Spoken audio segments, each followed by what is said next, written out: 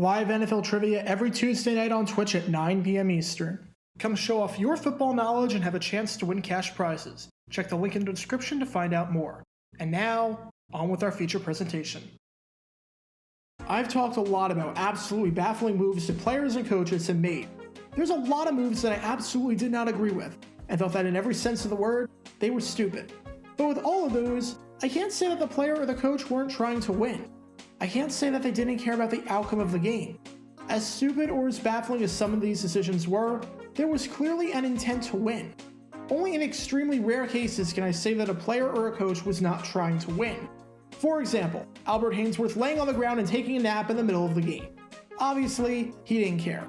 And in terms of a coach surrendering for no apparent reason, well, that's what this video is all about. October 3rd, 1977. Week 3 of the season, and we head to Atlanta where the Falcons and New York Giants are facing off. Both of these teams sit at 500 after 2 weeks, and even though it's an early season contest, it is still a huge game. Since the merger, from 1970 to 76, every single team to make the postseason in the NFC was above 500 after 3 weeks.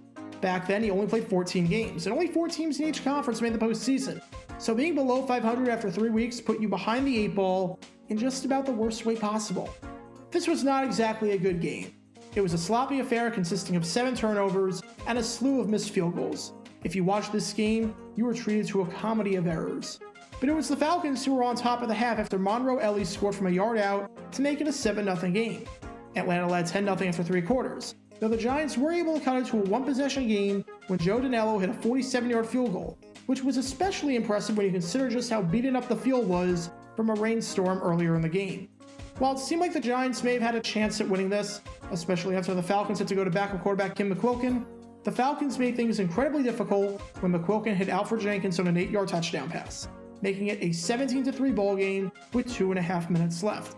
Obviously, it's not over, as a lot can happen in 2.5 minutes, but it's not looking good.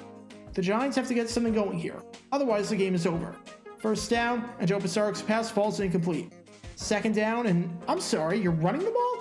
You do realize the situation here, right? Well, it picks up 4 yards, and I guess the clock does stop because of the 2-minute warning, even if you could have easily got another play off beforehand if you threw a pass to the sideline. Third down, and Pisarcic gets sacked. Just a fantastic job blocking all the way around. I'm not sure who the center thought his assignment was, but it definitely wasn't supposed to be that. Well, it's 4th down. 4th and about 15 yards to go. You gotta come up with something good here to convert, or else the game is over. It's a tough situation, but I'm sure they'll... Wait a second. That's not Joe Pisarcic. Is that the backup quarterback? Hold on. That's the punter. Why are you punting the football? 46-3-7-4. Lawrence is back deep to receive Jennings' punt. Standing on the goal line. Fair catch signal goes up. Lawrence makes it. And so the Falcons will start 1st and 10 at their own 46. Welcome to Dumb Decisions. Before I break down what happened here, this whole series is about taking an in-depth look at decisions made during games that were clearly awful from the start. This isn't something that looked bad in hindsight. Rather, this is something that looked awful almost immediately. These are moves where your gut instinct tells you right away that there is no way this can possibly work. And sure enough, your gut instinct was smarter than that of an NFL head coach. And for this one, we're taking a look at the mind of John McVay. Being a Giants fan of the 1970s was rough.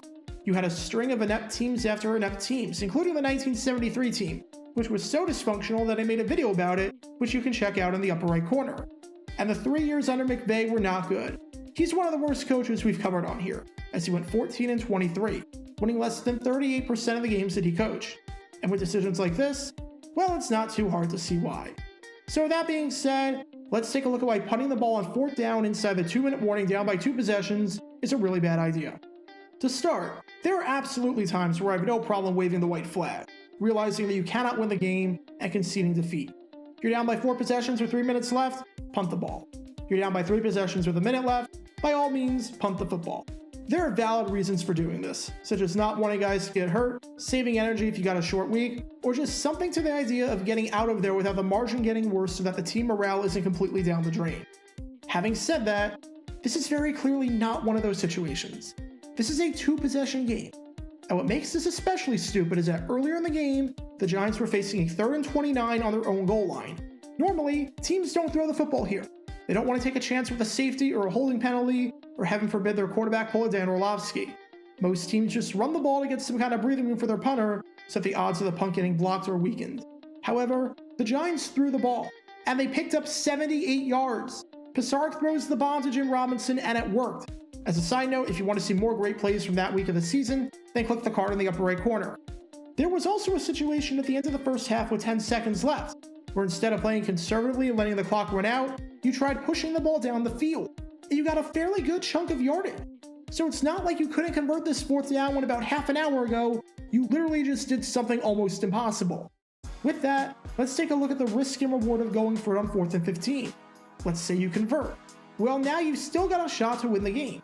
You still need a touchdown, an onside kick, and then a touchdown, but it's not entirely out of the realm of possibility. I'm not saying it's likely by any means, but 2 possessions is by no means an insurmountable deficit. If you don't convert, well, you lose the game. Let's take a look at the risk and reward of punting the ball away. Oh yeah, they're exactly the same. Newsflash, if you punt the ball, you lose the game. Why on earth would you ever call a play that legitimately makes your chances of winning the game 0%? Especially when they don't have to be in the first place. You are not getting the ball back by punting it away. The Falcons are just going to run out the clock. Your odds of winning are zilch, nada, none, 0, and yet you choose to punt anyways and wave the white flag in a 2-possession game. That is absolutely pathetic. But what about point differential? You might be asking yourself that question. First off, in 1977, point differential was incredibly low on the totem pole. It's not like 1979 when it came into account very early on in the process, and led to a crazy scenario which you can check out by clicking the card in the upper right corner. You know what tiebreaker was ahead of point differential? Oh yeah, head-to-head record and conference record. To gain the advantage in the tiebreakers that have practical implications and matter, you actually need to win the game. Secondly, as I mentioned earlier, no team in NFC history at that point made the postseason after starting a season below 500 through 3 games. For you to even be thinking about tiebreakers, especially point differential, in place of a victory is absurd. As be thinking about tiebreakers in week 3? Come on, I don't buy that excuse for a second. But let's just assume that this is the actual reason, since Coach John McVay didn't provide an explanation in the post-game press conference for why he just quit on his team. You know why this doesn't hold up? Because the Falcons are not going to try scoring. They're just going to run out the clock. Their kicker, Nick McMayer, was terrible. He missed 3 field goals with 2 of them being kicked so bad that I'm not even exaggerating when I say that I could hit them closer to the goalposts. No way was Atlanta going to take that chance. They just wanted to get out of here with a win. If you're so concerned with this bizarre hypothetical scenario that will have no implication whatsoever in the long run instead of just trying to win the game, then you shouldn't be a head coach in the league. And think about what this punt did for team morale. If you're a player, win or lose, you always want to believe that your coach put you in the best possible situation to win. The moment you stop believing that the coach cares about the results of the game, it's tough to get that trust and confidence back. That's how you lose a locker room. It wouldn't shock me whatsoever if Doug Peterson lost the trust of a lot of players for his decision to bench Jalen Hurts for Nate Sudfeld in Week 17 this past season, which ultimately led to his firing.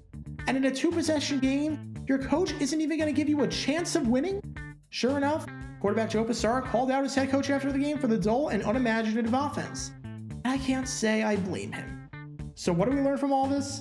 There is no reason whatsoever to surrender in a 2-possession game when you have proven before that you can get out of this situation. Thinking about absurd, impractical tiebreakers in Week 3 instead of focusing on actually winning the game is putting your energy in the wrong place.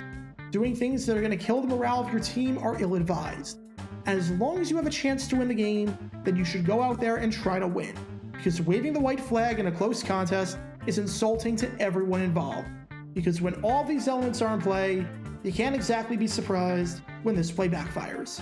Talk about a dumb decision.